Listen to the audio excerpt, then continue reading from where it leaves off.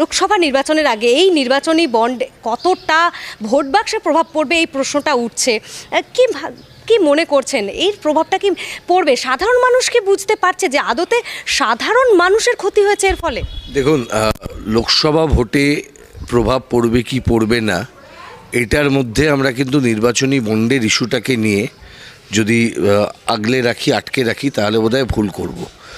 কারণ যদি নির্বাচনী বন্ডের ইস্যু নির্বাচনে যদি প্রভাব না ফেলে, লোকসভা ভোটে আমি ধরে নিলাম কোনো প্রভাব ফেলবে না, তাহলেও আমরা নির্বাচনী বন্ড আমাদের দেশের অর্থনীতির প্রশ্নে, প্রশাসনের প্রশ্নে, সরকার চালানোর প্রশ্নে যে ভয়ঙ্কর সুদূরপ্রসারী কালো প্রভাব ফেলে যাবে, এটা কেউ অস্বীকার করতে পারবেন না। ফলত লোকসভা ভোটের প্রভাব কতটা পড়বে বা পড়বে না, এই প্রশ্নটা দিয়ে কিন্তু এটা মাপা ঠিক হবে না। নির্বাচনী বন্ড দেশের ইতিহাসে সবচাইতে বড় একটা স্ক্যাম, এবং যে স্ক্যাম গোটা দেশের প্রশাসনটাকে আজকে প্রকাশ্যে নিয়ে আসছে এদের আসল চেহারাটা। ভারতীয় জনতা পার্টি, তৃণমূল, যে দলগুলো নির্বাচনী বন্ডের প্রশ্নে সবচেয়ে বেশি লাভবান হয়েছেন, যারা ভারতের রাজনীতিটাকে বদলাতে চায়, ভারতের রাজনীতির অভিমুখটাকে বদলাতে চায়, সংবিধানটাকে বদলাতে চায়। যদি নির্বাচনী বন্ড সংক্রান্ত মামলায় সুপ্রিম কোর্টের রায়টা দেখেন, তাহলে দেখবেন যে খুব পরিষ্কারভাবে সুপ্রিম কোর্ট বলেছেন যে নির্বাচনী বন্ড সংক্রান্ত যে আইনি প্রভিশনস করা হয়েছিল সেটা অসাংবিধানিক, মানে সংবিধানের সঙ্গে সরাসরি সংঘাত করে, এবং সংবিধানের সাথে কোনো কিছু, কোনো আইন যদি সংঘাতের জায়গায় যায়, তাহলে সেই আইনটি সংবিধানের বিরুদ্ধী, অর্থাৎ অসাংবিধানিক বলে তাকে ঘোষণা করা হয়। নির্বাচনী বন্ড তেমনই একটি বিষয়, যেখানে কি হয়েছে, রাজনৈতিক দলগুলোকে যারা চাঁদা দেবেন তারা তাদের আইডেন্টিটি লুকিয়ে রাখবেন, এই জায়গাটা বলা হয়েছে। কেন লুকাতে হচ্ছে? কারণ রাজনৈতিক দলকে চাঁদা দেবার প্রশ্নে একটা সিলিং ছিল, সিলিং আছে। নির্বাচন কমিশনের নিয়ম অনুযায়ী ইলেকশন এক্সপেন্ডিচারের প্রশ্নে একটা স্ট্রিক্ট রুলস আছে, কত টাকা কোন নির্বাচনে ব্যবহার করা যায়। নির্বাচন কমিশন আমাদের দেশের, তারা একটা স্থির করেছেন বিভিন্ন সময়, বিভিন্ন কমিশন ছিল, ইন্দ্রজিৎ গুপ্ত কমিশন ছিল, তারা বিভিন্ন রিপোর্ট দিয়েছেন বিভিন্ন সময়। সেই কমিশনের রিপোর্ট থেকে বলা হয়েছিল যে ইলেকশনের ক্ষেত্রে মানি পাওয়ার এবং মাসল পাওয়ার তাকে যদি রোধ করতে হয়, তাহলে কালো টাকার প্রভাব নির্বাচনে আটকাতে হবে। অর্থাৎ কালো টাকা যাতে ঘুরপথে রাজনৈতিক দলের মাধ্যমে গিয়ে না সরকারি কাজের ক্ষেত্রে প্রভাব ফেলতে পারে। এটা যদি হয়, তাহলে যারা সরকার চালাচ্ছেন, যারা সরকারের থেকে লাভবান হতে চান, আমাদের দেশের একেবারে উচ্চ শ্রেণীর যারা উদ্যোগপতি রয়েছেন, বা যারা এই সরকারকে ব্যবহার করে নানা ধরনের সম্পদকে লুট করতে চান। ভারতের অর্থমন্ত্রী নির্মলা সীতারামন, যিনি বলেছেন নির্বাচনে আমি লড়ব না, আমার সেই রকম অর্থ নেই, আমি লড়তে পারবো না নির্বাচন, তার হাজব্যান্ড তিনি কালকে কি বলেছেন নির্বাচন সম্পর্কে আপনারা শুনেছেন, যে ইটস এ বিগেস্ট স্ক্যাম, এটা লুট করার প্রক্রিয়া। অর্থাৎ বিজেপি তোলাবাজি করবে, দেশের সম্পদ বিক্রি করা হবে, পাহাড় বিক্রি করা হবে, জঙ্গল বিক্রি করা হবে, ন্যাচারাল গ্যাস বিক্রি করা হবে। কৃষ্ণা গোদাবরী বেসিন আপনারা শুনেছেন, আপনারা শুনেছেন যে দেশের জঙ্গল জমি, এমনকি মানুষের ডেটা, যেটা আমরা বারবার বলছি, এই যে সিএ এর নামে, এনআরসির নামে, এনপিআরের নামে সাধারণ মানুষের ডেটা সংগ্রহ করা হয়। এটা বলা হয় আজকের পৃথিবীতে যে যার কাছে যত ডেটা আছে তিনি ততটা পৃথিবীকে নিয়ন্ত্রণ করতে পারবেন। ডেটা বা তথ্যের উপর নিয়ন্ত্রণ, এটা কিন্তু পৃথিবীতে যারা নিয়ন্ত্রক তাদের মূল ক্রাইটেরিয়া হয়ে যাচ্ছে। যে কারণে আপনারা দেখবেন আজকে পৃথিবীর যারা একদম 1, 2, 3, 4 যারা ধনকুবের আছেন, তাদের মধ্যে মার্ক জুকারবার্গ, ঠিক আছে, এলন মাস্ক, এদের কথা আপনারা দেখতে পান, তার কারণ এরা প্রত্যেকে ডেটার উপর কন্ট্রোল রেখেছেন। তো ডেটা কন্ট্রোল মানে এগুলোর মধ্যে দিয়ে যে ডেটা সেটাও তুলে দেওয়া। অথবা পশ্চিমবঙ্গে তৃণমূলের ক্ষেত্রে দেখলে যে আমাদের মানুষের যে বিদ্যুতের দাম, তার যে রেগুলেশন করার জন্যের আইন রয়েছে, রেগুলেটরি অথরিটি আছে, তাকে একেবারে বুড়ো আঙুল দেখিয়ে ইউনিট পিছু বিদ্যুতের দাম বাড়ানোর জন্য তৃণমূল সরকার গোয়েঙ্কাকে ছাড়পত্র দিচ্ছেন। এবার এখানে প্রশ্ন আসে, গোয়েঙ্কাকে ছাড়পত্র দিচ্ছেন কেন দিচ্ছেন? হিসেব দেখেছেন আপনারা, আরপিজি গ্রুপ কত টাকা দিয়েছে তৃণমূল কংগ্রেসকে নির্বাচনী বন্ডের মাধ্যমে। এটা যদি সুপ্রিম কোর্টে যখন এই মামলাটি চলছিল, তখন দেশের যিনি সলিসিটর জেনারেল তুষার মেহতা, তিনারা আর্গুমেন্ট করেছিলেন, যদিও সে আর্গুমেন্ট টেকেনি ধোপে। ওনার আর্গুমেন্ট ছিল যে ইলেকট্রাল বন্ডে যারা টাকা দিচ্ছে তাদের আইডেন্টিটি ডিসক্লোজ হবে না। আইডেন্টিটি ডিসক্লোজ হবে না কেন? প্রশ্ন থাকছে, আইডেন্টিটি ডিসক্লোজ যদি না হয় তাহলে কে কাকে টাকা দিচ্ছেন, কে কার থেকে লাভবান হচ্ছেন, কে সরকারে এলে কার কতটা লাভ, এটা বুঝতে মানুষের অসুবিধা হবে। তাই আইডেন্টিটি ডিসক্লোজারটা খুব জরুরি। আমরা যখন রাজনৈতিক দল চালাই, বিশেষত আমি বলতে পারি আমি গর্বিত এই জন্যে যে আমি ভারতের সেই পার্টিটির আমি প্রার্থী যে পার্টি ইলেকট্রাল বন্ডের একটা টাকাও গ্রহণ করেননি।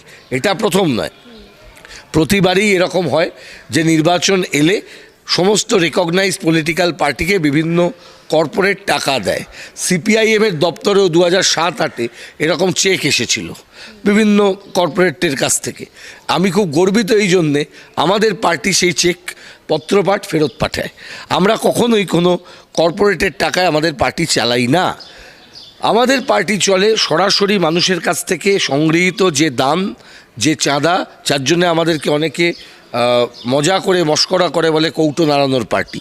আমার মনে আছে, আমারও অনেক বন্ধুবান্ধব যারা আমাদের পার্টির সমর্থক নন, অথচ তারা আমাদেরকে মজা মস্করা করেন, কিন্তু বন্ধুবান্ধবের সম্পর্ক থেকেই করেন। এ তো কৌটো নাড়াতে চলে এলো, অর্থাৎ কৌটো নাড়িয়ে আমরা সংগ্রহ করি, আমরা ওটার জন্য গর্বিত। আমরা মানুষের দানে আমাদের পার্টি চালাই। আমাদের পার্টিতে যে আয় আছে, আমাদের আয়ের উপরে আমাদের একটা লেভি, সেটা পার্টিকে দিতে হয় এবং আমাদের পার্টি সেই পয়সাতে চলে এবং চাঁদা তুলে বিল কুপন দিয়ে টাকা তোলা হয়। আমি একটা কথা যদি উল্লেখ করি তাহলে আপনি বুঝতে পারবেন, ইলেকট্রাল বন্ড কিন্তু প্রথম জিনিস নয়। তৃণমূল কংগ্রেস দলটির সাথে কালো টাকার সম্পর্ক কীরকম এটা খুব ভালো করে 3-4 জন ব্যক্তি জানেন। তাদের মধ্যে কুণাল ঘোষ অন্যতম, তাদের মধ্যে অমিতাভ মজুমদার বলে একজন ছিলেন, তিনি অন্যতম। আমি ব্যক্তিগতভাবে জানি, কারণ অমিতাভ মজুমদার জীবদ্দশায় তিনি আমার মক্কেল ছিলেন এবং নির্দিষ্টভাবে আমি সেই চিঠি চাপাটি ড্রাফটিংয়ের ক্ষেত্রে অনেকটা সাহায্য করেছিলাম এবং অমিতাভ বাবুর নির্দিষ্টভাবে এই পলিটিক্যাল পার্টি ফাইন্যান্স সম্পর্কে ওনার জ্ঞান প্রচুর ছিল। উনি আমাকে দেখিয়েছিলেন, উনি আমায় তথ্য দিয়েছিলেন। আপনাদের মনে আছে কিনা জানি না, মনে করিয়ে দেবেন যে ত্রিনেত্রা বলে একটি কোম্পানি, সেই কোম্পানি তৃণমূল কংগ্রেসকে চাঁদা দিয়েছিল। সেটা ছিল 2014 লোকসভা নির্বাচন। তখন তৃণমূল কংগ্রেসের মধ্যে রয়েছেন সেই ব্যক্তি যার নাম মুকুল রায়। ত্রিনেত্রা তখন জেনারেল সেক্রেটারি ছিলেন তিনি তখন। ত্রিনেত্রা কোম্পানি, যে কোম্পানিটি যে তার যে আয় ব্যয়ের হিসেব আছে সেখানে তো রিফ্লেক্টেড হবে কোনো রাজনৈতিক দলকে টাকা দিতে গেলে। আমি আপনাকে টাকা দিচ্ছি, সঙ্গীতা আপনি বললেন যে আমার এই টাকাটা দরকার, আপনি কি দেবেন? আমি একদম খুশি হয়ে নিঃস্বার্থে আপনাকে আমি 1 লক্ষ টাকা দিলাম, ধরে নিলাম। তাহলে এই টাকাটা দিতে গেলে এই টাকাটা আমার কাছে থাকতে হবে। এই টাকাটা আইদার আমি রোজগার করব, আইদার এই টাকাটা আমার কাছে থাকবে নির্দিষ্ট সোর্স থেকে পাওয়া, অথবা আমি এটাও হতে পারে আমি আপনার জন্য খুব বিগলিত হয়ে আমি টাকাটা ধার নিয়ে দিলাম, ঋণ করলাম কোথাও থেকে, দিয়ে আপনাকে দিলাম। তাহলে কোনো একটা জায়গায় কোনো একটা সোর্স থাকবে, আইদার আর্নিং অর বরোয়িং, এর বাইরে কিছু হতে পারে না। এটা যখন থাকবে তাহলে সেটা রিফ্লেক্টেড হবে। আমি যদি সেই টাকাটা দিলাম, আপনাকে দিলাম, দিতেই পারি, সেই টাকা আপনাকে আমি দিচ্ছি, এটা যখন দেব তখন আপনার আয়ের ক্ষেত্রে এটা ঢুকবে, আমার ক্ষেত্রে ব্যয়ের ক্ষেত্রে ঢুকবে, কিন্তু এটা রিফ্লেক্টেড হবে। কোথায় রিফ্লেক্টেড হবে? আমার যে ইনকাম ট্যাক্স রিটার্ন যখন আমি জমা দিচ্ছি, বা রাজনৈতিক দলেরও ইনকাম ট্যাক্স রিটার্ন জমা দিতে হয়, ইলেকশন এক্সপেন্ডিচার স্টেটমেন্ট জমা দিতে হয় as per the provisions of representation of people's act এবং তার আন্ডারে যে রুলস আছে সেই অনুযায়ী স্টেটমেন্ট জমা দিতে হয় আয় ব্যয়ের হিসেব সহ রাজনৈতিক দলগুলোকে। আমি আপনাকে আজকে মনে করিয়ে দিই 1996 সালে তখন প্রশান্ত ভূষণ একটি মামলা করেছিলেন, খুব গুরুত্বপূর্ণ মামলা, ইন্ডিয়ান ইলেকট্রাল সিস্টেমের ডেভেলপমেন্টের ক্ষেত্রে, রিফর্মসের ক্ষেত্রে অত্যন্ত গুরুত্বপূর্ণ মামলা। যে মামলায় রায় হয় যেখানে বলা হয় সব রাজনৈতিক দলকে ইনকাম ট্যাক্স রিটার্ন দিতে হবে, জিরো রিটার্ন হলেও জমা করতে হবে কিন্তু দিতে হবে। সেই মামলাতেও লেখা আছে একমাত্র রাজনৈতিক দল সিপিআইএম 1996 সালে তারা কিন্তু সেই রিটার্ন জমা করতেন, বাকিরা তখন করতেন না।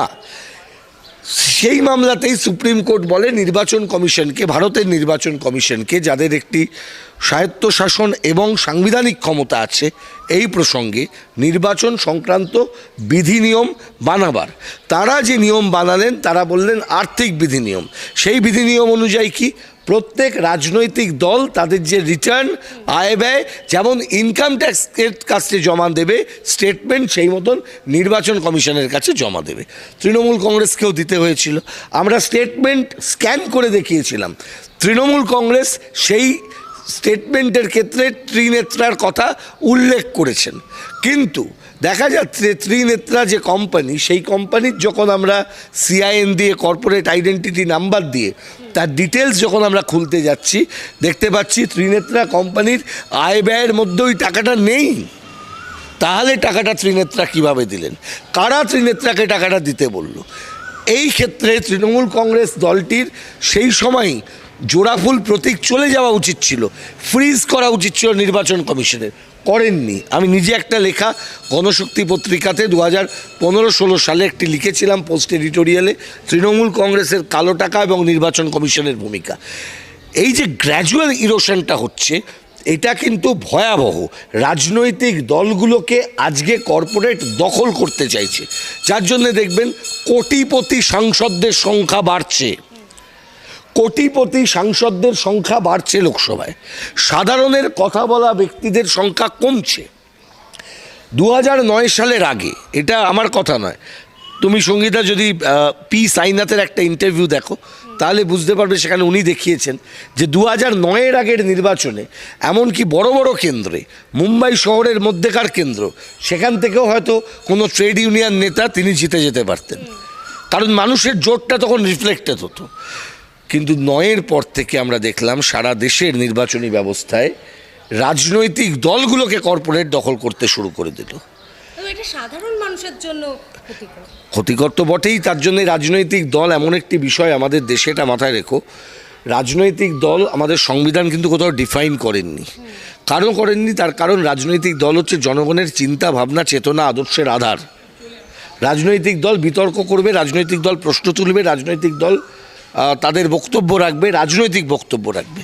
কিন্তু সেই রাজনৈতিক দল যাদের বক্তব্য যদি না রাখতে পারেন, যদি তারা যদি বিক্রি হয়ে যান, একদম কথাটা আমি বললাম বিকৃত, কয় রফলা দীর্ঘিত আর বয়হস্যই কয়রিত, বিকৃত হন এবং বিকৃত হয়, এটা কিন্তু খুব মাথায় রাখার দরকার। রাজনৈতিক দলের এই ইরোশন যদি ঘটে তাহলে জানবেন সংবিধানের আর কিছু পড়ে থাকে না।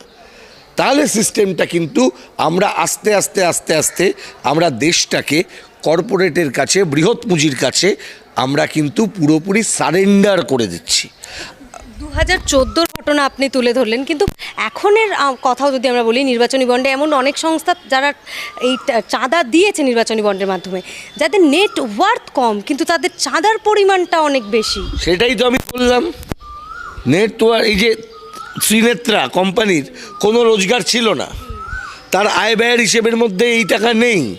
আইদার তোমায় ধার করতে হবে, নয় তোমায় রোজগার করতে হবে, নয় সেভিংস ব্যাংকে দিতে হবে, কিছু একটা করতে হবে, কিন্তু that has to be reflected, that has to be reflected in your income tax return. যেখানে আপনি দিচ্ছেন সেখানে আয় ব্যয়ের হিসেব থাকবে, ছক থাকবে, আয় ব্যয় মেলাতে হবে, এই রিটার্নে থাকতে হবে। রিটার্নে যদি সেটা রিফ্লেক্টেড না হয় তাহলে এটা বুঝতে হবে ইনকাম বহির্ভূত। ইনকাম বহির্ভূত যদি কিছু হয় তাহলে সেটা বিপজ্জনক। এটা যদি রাজনৈতিক দলের ফান্ডিং যদি এটার মাধ্যমে হয়ে থাকে তাহলে রাজনৈতিক দলে সরাসরি কালো টাকা ঢুকে যাবার একটা জায়গা। কালো টাকা রুখবেন বলেছিলেন প্রধানমন্ত্রী নরেন্দ্র কে বলুন কালো টাকা রোকবার কথা বলেছিলেন? কত কালো টাকা ফেরত এসছে? আসেনি তো। বরঞ্চ আমরা দেখেছিলাম ডিমনিটাইজেশন যখন হয়েছিল সেই দুদিনের রাত্রে কোঅপারেটিভ ব্যাঙ্কগুলোকে ছাড় দেওয়া হয়েছিল, ওই দুটো দিন খালি ছিল। আহমেদাবাদ কোঅপারেটিভ ব্যাঙ্ক, সভাপতির নাম জেনে নিন যে কেউ, সেই কোঅপারেটিভ ব্যাঙ্কে 11,000 কোটি টাকা দুরাত্রে জমা পড়েছিল বলে সেই সময় খবর বেরিয়েছিল। রবিশ কুমারের করা রিপোর্ট আছে এই নিয়ে, সেগুলো দেখুন, দেখলেই বুঝতে পারবেন। নরেন্দ্র মোদী, অমিত শাহ আজকে বিজেপির ওই যে সাইনবোর্ড তাকেও কর্পোরেটের কাছে বিক্রি করেছে। এরা কর্পোরেটের কেনা একটা রাজনৈতিক দল, কর্পোরেটের গোলাম একটা রাজনৈতিক দল। অন্যদিকে তৃণমূল কংগ্রেসও তাই। এরা ওই ছকের বাইরে বেরোতে পারছে না। কর্পোরেট বলছে ওঠ, উঠছে, কর্পোরেট বলছে বসছে। নির্বাচনী বন্ডের মাধ্যমে রাজনৈতিকগুলো বেশ কয়েকশো কোটি করে টাকা পেয়েছে, কিন্তু এদিকে সাধারণ মানুষ তাদের নিত্য প্রয়োজনীয় জিনিস কিনতে যখন বাজারে গেছে দেখেছে হু করে দাম বেড়ে গেছে।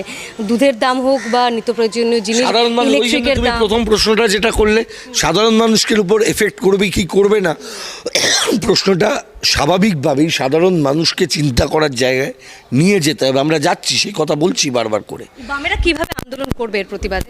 এর প্রতিবাদে আন্দোলন তো অল আউট করতে হবে। আন্দোলনের মধ্যেই আমরা আছি, অল আউট করে যেতে হবে, মানুষকে সচেতন করতে হবে।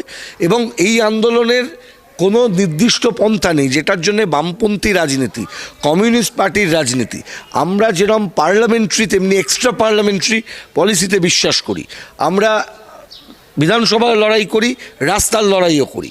আমরা মনে করি আইনসভা যেটা করে সেটা ভুল হতে পারে, কিন্তু রাস্তার লড়াইয়ের মাধ্যমে ক্ষমতা আছে আইনসভাকে না করবার। যেমন আমরা দেখিয়েছি 3টে জনবিরোধী কৃষি বিল যখন পাশ হয়েছিল আন্দোলনের মধ্যে দিয়ে, রাস্তা দখল রাখার মধ্যে দিয়ে, এই 3টে বিল কিন্তু মোদি অমিত শাহকে প্রত্যাহার করতে হয়েছে। এটা বারবার মনে করাচ্ছি, এটা বামপন্থী আন্দোলনের অংশগ্রহণ না থাকলে, হান্নান মোল্লার মতন মানুষের বা তাদের সংগঠন সারা ভারত কৃষক সভার যদি অংশগ্রহণ না থাকতো তাহলে কিন্তু এটা সম্ভব হতো না। এবং এটা একদিনে হয়নি। এর আগে নাসিক টু মুম্বাই ওই পদযাত্রা করে কৃষক সভার কমরেডরা হেঁটেছেন। তার আগে বিভিন্ন জায়গায় কৃষকরা আন্দোলন করেছেন সারা দেশে, মিনিমাম সাপোর্ট প্রাইসের জন্য আন্দোলন করেছেন, সহায়ক মূল্যের জন্য, ন্যূনতম সহায়ক মূল্য তার জন্য আন্দোলন করেছেন। আজকে যে ফাটকা কারবার চালু হয়েছিল খুচরো ব্যবসায়, সেইখানে আন্দোলন করেছেন। এর আগে বামপন্থীরা সারা দেশে আন্দোলন করে যাচ্ছেন। আপনি জানেন আমি নিজে এই আন্দোলনের সঙ্গে যুক্ত। আজকে পোস্টালের যে বামপন্থী মতাদর্শের পরিচালিত যে ইউনিয়নগুলি আছে সেগুলি এখনও পর্যন্ত সারা দেশে সবচাইতে বেশি সংখ্যক সদস্য তাদের। আজকে ইন্স্যুরেন্সে, আজকে ব্যাংকে বামপন্থীদের বিরাট অংশগ্রহণ। আজকে সেই জন্য এই ইউনিয়নগুলোকে পর্যন্ত এখন আক্রমণ করতে শুরু করেছে। এদের যে রেকগনিশন কেড়ে নেওয়ার চেষ্টা চলছে, আজকে এই অ্যাট্যাকটা হচ্ছে অল আউট, তার বিরুদ্ধে লড়াইটাও আমাদের অল আউট করতে হচ্ছে। আমরা এই লড়াই করব। তাই আমি বলেছিলাম যে এটা নির্বাচনে কতটা প্রভাব ফেলবে কি ফেলবে না তার উত্তরটা খুব সহজে দেওয়া যাবে না। এই প্রশ্নটা অনেক বেশি সুদূরপ্রসারী। ইলেকট্রাল বন্ড ভারতের রাজনীতির অভিমুখটাকেই বদলে দিয়েছে। সংবিধান বলেছিল যে রাজনীতিতে কালো টাকার অনুপ্রবেশ কাটাতে হবে।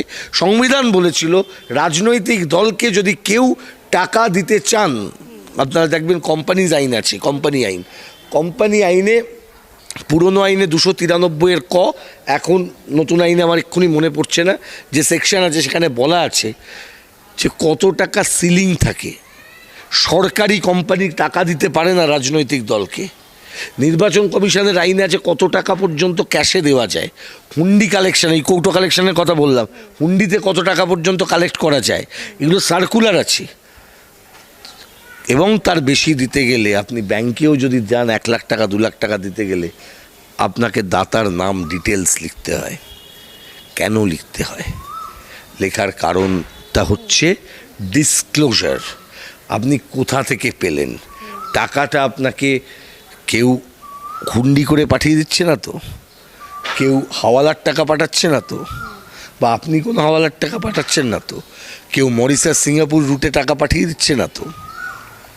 প্রশ্ন হচ্ছে এটা, দেশটাকে কি আপনারা চান কর্পোরেটের হাতে পুরো বেচে দিয়ে আম্বানি আদানির হাতে দেশের সেনাবাহিনীও চলে যাবে, আর বড়লোকের বেটা চিড়িয়াখানা বানিয়ে হাতিকে মুলতানি মাটি মাখাবে, আপনি দেখবেন আপনার ছেলে দুধ পাবে না, দুধের দাম বাড়বে। আর মমতা ব্যানার্জির পুলিশ এখানে দুধ কিনতে বেরোলে লকডাউনে লাঠিপেটা করবে। এই তো পরিস্থিতি। তো ইলেকশন হোক রুটি কাপড়া মাখানের জন্যে, ইলেকশন হোক মানুষের ঘামের দামের জন্য, ইলেকশন হোক আপনার আমার জীবন যন্ত্রণার কথার জন্য। বড়লোকের বড়লোকই অনেক হয়েছে, এইবার কমানোর সময় এসে গেছে।